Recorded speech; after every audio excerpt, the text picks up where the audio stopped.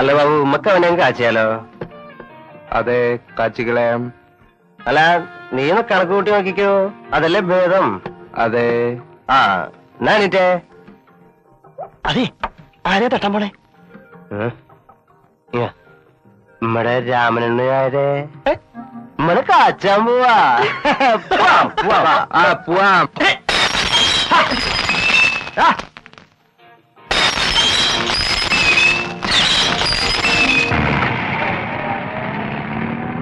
അല്ല, ഇപ്പോ എങ്ങനെ തട്ടാന്ന? തട്ടെന്ന് പറഞ്ഞ തട്ട് തന്നെ, അല്ലാതെങ്ങനെ.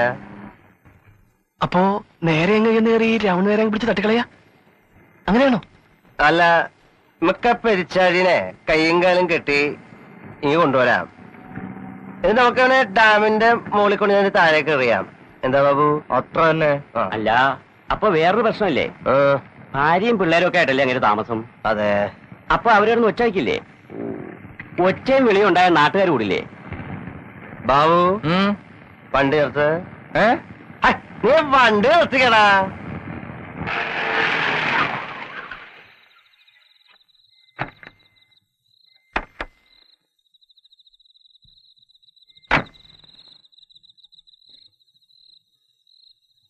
ഒരു വഴിയുണ്ട്. നമുക്ക് നാരദ വീടിന് തീ വെച്ച് കളയാം. ഒരെത്തുമ്പോ എല്ലാരും കൂടെ ഇറങ്ങി ഓടില്ലേ? ആ ബഹളത്തിനിടയില് നമുക്ക് ആരെയും കാണാതെ മൂപ്പരെങ്ങി പിടിച്ചോണ്ട് വരാം. ചുരുട്ടി ടിക്കിന്റെ ഉള്ളിലാക്കാം. ആകെ ബഹളമില്ലേ? പൊരത്തല്ലേ? ഏത് കാറ് ആര് കൊണ്ടുപോയി? അത് ഐഡിയ.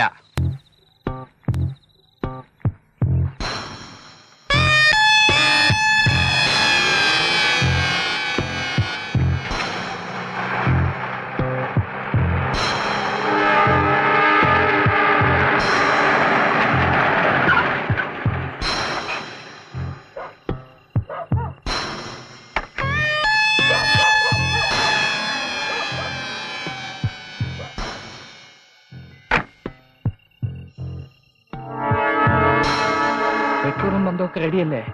സകലതും റെഡി. ആരാ അവിടെ?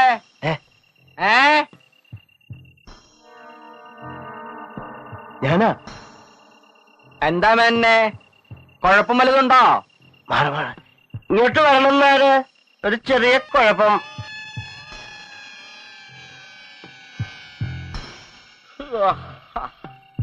പാതിരായിക്ക് എന്താ പതിവില്ലാത്തൊരു കാറെന്ന് നോക്കുകയായിരുന്നു. എന്താ ഇപ്പൊ ഇങ്ങനെ ഒരു നേരില്ലാത്ത നേരത്ത്? ഏയ്,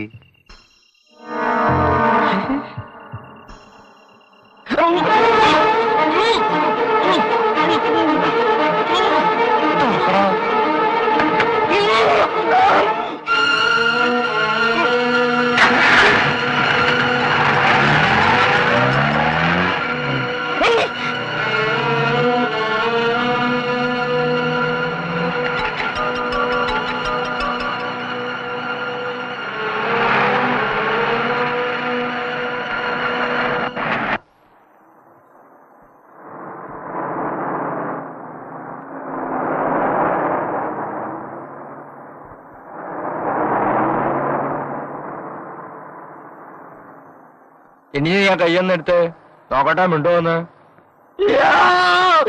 എന്നെ കൊല്ലല്ലേ!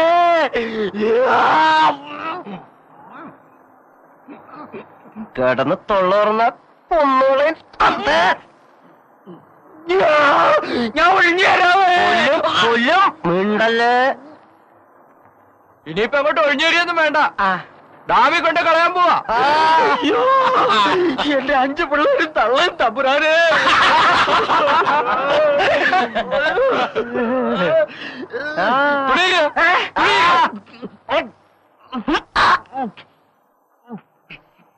വേണമെന്നില്ല, ഇനി ഉച്ചക്കില്ല. ഇല്ലല്ലോ. ഇല്ല, ഞാൻ ഒന്ന് പ്രാർത്ഥിച്ചോട്ടെ. ആവാം. രാമ രാമ രാമ രാമ രാമ രാമ രാമ രാമ രാമ രാമ രാമ രാമ രാമ രാമ രാമ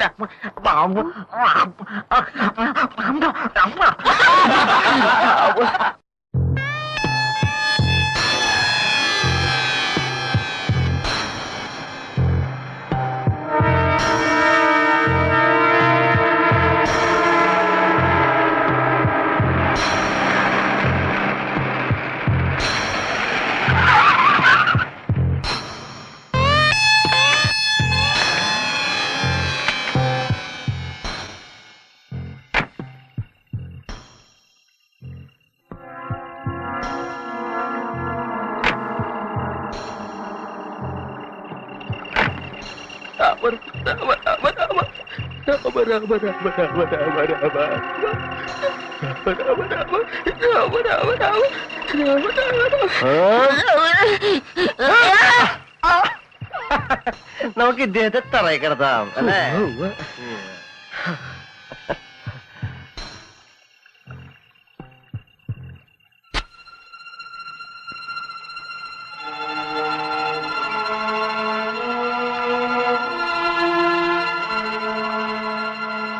ഒരൊറ്റ ഇറക്ക്.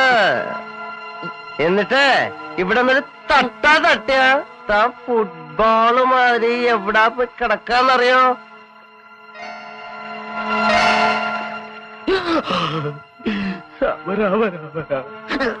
എന്ന് മാർക്ക് കൊടുക്കും? നാളെ എന്നെ കൊല്ലാതെ വിട്ടാ മതിയേ. എങ്ങോട്ടാ മാറുന്നറിയാമല്ലോ? അറിയാം.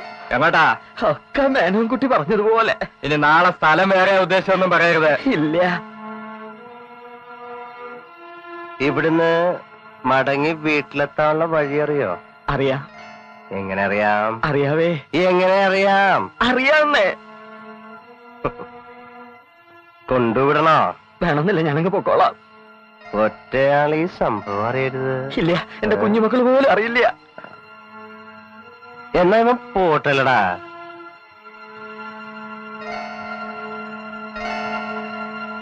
അങ്ങനെ ഇപ്പോ പോണോ?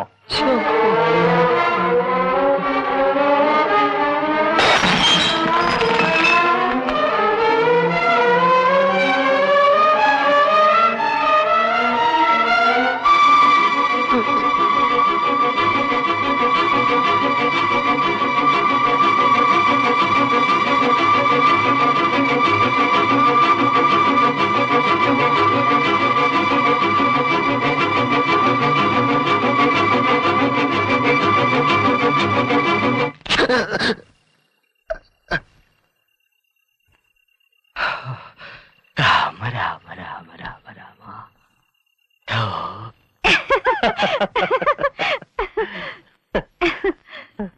എന്നിട്ട് മൂപ്പര് മാറിയോ? ആ, മാറുന്നു. പുതിയ സ്ഥലത്ത് പരിപാടി തുടങ്ങി.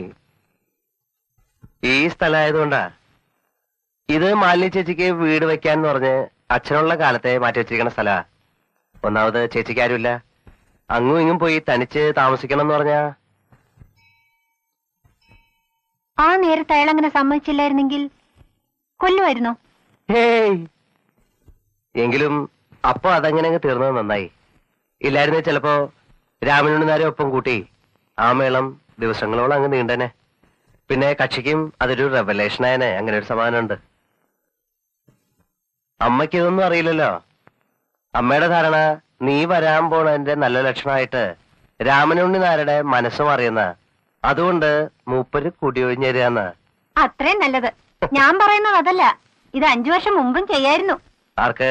രണ്ടാൾക്കും. എല്ലാറ്റിനും ഓരോ സമയം ഉണ്ടാവും. ഓ, എന്താ എത്ര നിസ്സാരാക്കി കളഞ്ഞ്? എന്താ ഒരു ഊന്ന് വെക്കല്? എല്ലാറ്റിനും അതിന്റെ സമയമില്ലാച്ചാ നീ 1.5 കൊല്ലം മുമ്പ് മണ്ണാർത്തോല് വന്നിരിക്കായിരുന്നില്ലേ? എന്തുകൊണ്ടാ അത്രയ്ക്ക് വൈകിയത്? എന്തുകൊണ്ടാ നടക്കാരുന്ന്?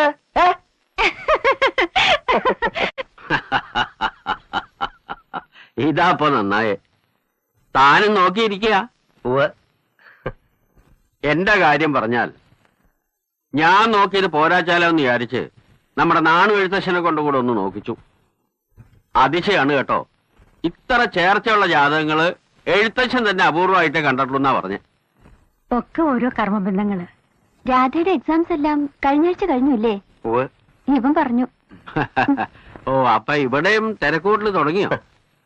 അച്ഛൻ മുഹൂർത്തമൊക്കെ ഇതിനോട് മനസ്സിൽ കുറിച്ചിട്ടുണ്ടാവും അല്ലേ? മുഹൂർത്തം ഈ മാസവും അടുത്ത മാസവും എന്ന് വേണേച്ചാ മുഹൂർത്തങ്ങൾ ഉണ്ടാക്കാം. രണ്ടും കല്യാണ മാസങ്ങളല്ലേ. പിന്നെ രണ്ടു കൂട്ടർക്കും സൗകര്യമായിട്ടുള്ള ഒരു സമയം നിശ്ചയിക്കുക, എവിടെ വെച്ചാന്ന് പറയുക, അത്രയൊക്കെ അല്ലേ ഇനി വേണ്ടൂ. നമ്മളൊന്ന് കേട്ടു, അതിനുവേണ്ടി അത്ര കാർ വാങ്ങിച്ചത്? അതെ.